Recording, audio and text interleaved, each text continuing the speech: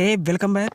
I am your Bheem sir from Bheem classes. मेरे प्यारे दोस्त, आप देख रहे हैं कल मैंने आपको UP board class 10th English की प्रो सेक्शन स्टार्ट किया है आपको पढ़ाने के लिए, तो आप सीख पा रहे होंगे।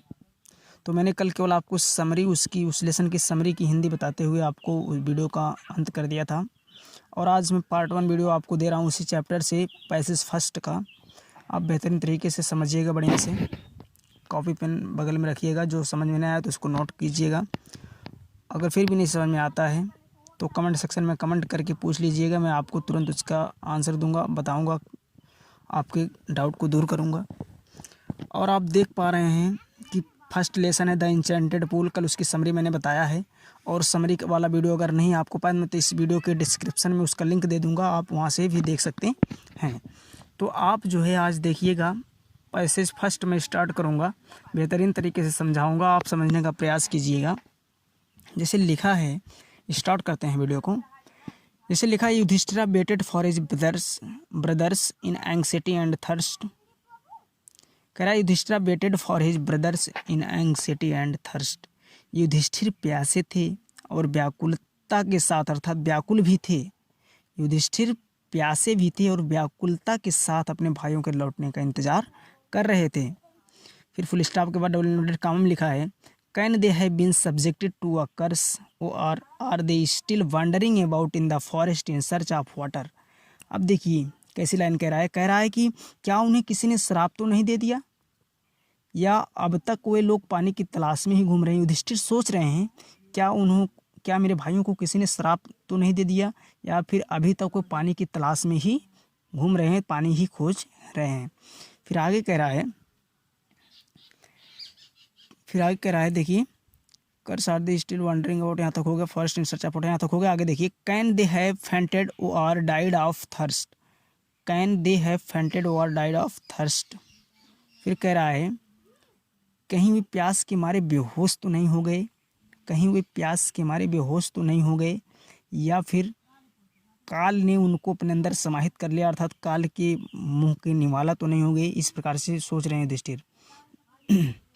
फिर कह रहा है आगे, इसमें कह रहा है, unable to bear these thoughts. Unable to bear these thoughts, thought means होता है सोचना, थॉट्स मीन्स सोच है।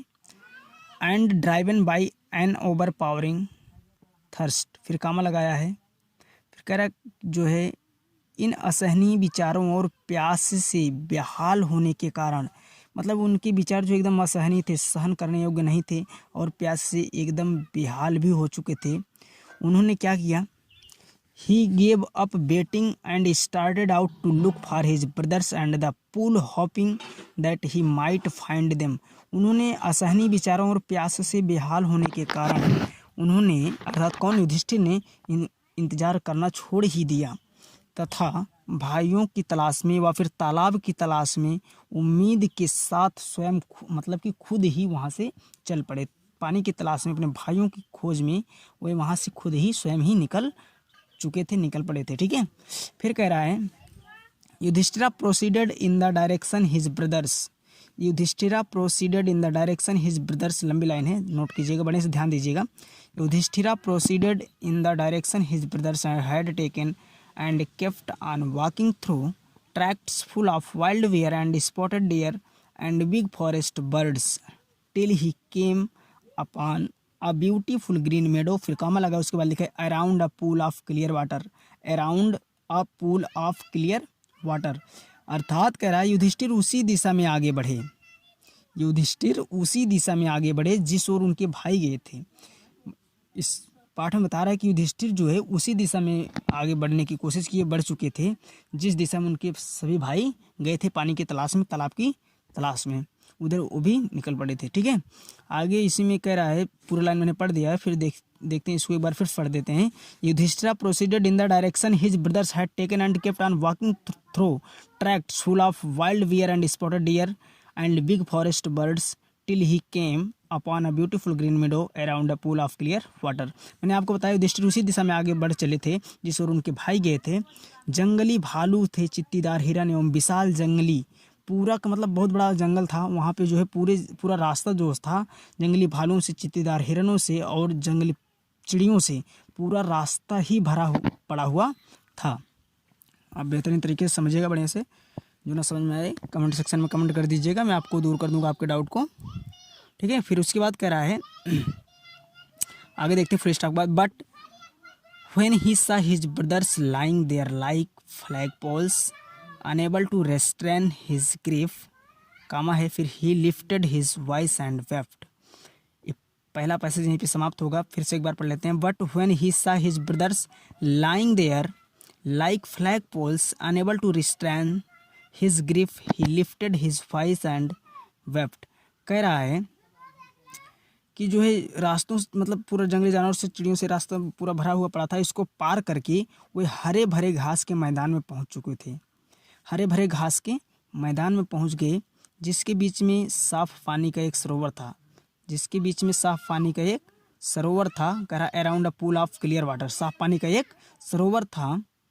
और कह रहा है but when he saw his brothers lying there, लेकिन जब उन्होंने वहाँ पर अपने भाइयों को पड़े हुए देखा, अर्थात पड़े हुए के मतलब कि एकदम मृतक रूप में, जैसे स्तंभ की तरह, खंभे की तरह गिरे पड़े हुए रूप में उनको देखा। Unable to restrain like flag poles, मतलब कि स्तंभ की तरह गिरे पड़े हुए देखा। Unable to restrain his grief he lifted his voice and wept. फिर तो वे अपने दुख पर काबू नहीं कर पाए। क्या कह रहा है? तो वे अपने दुख पर काबू नहीं कर पाए। अरे भाई, बड़े भाई थे, धर्मराज थे, तो अपने दुख पर काबू कैसे कर पाते? तो उनके छोटे भाई सभी मृतक हो चुके थे, मर चुके थे, पड़े हुए थे, सब एकदम फंड थे, बेहोश हो गए थे, बेहोश थे, समझ लो कि मर ही चुके थे। फिर आगे देखिए, तो वे अपने दुख पर काबू नहीं कर पाए और कह रहा है ही lifted his voice and wept. He lifted his voice and wept. उनकी आवाज़ एकदम से रूंध गई। उनकी आवाज़ एकदम से, क्या बताऊँ, रूंध गई, जैसे एकदम ब्रेक हो जाती है उसी प्रकार से हो गई और वो ज़ोर ज़ोर से रोने लगे। उनकी आवाज़ एकदम से रूंध गई और वे रोने लगे।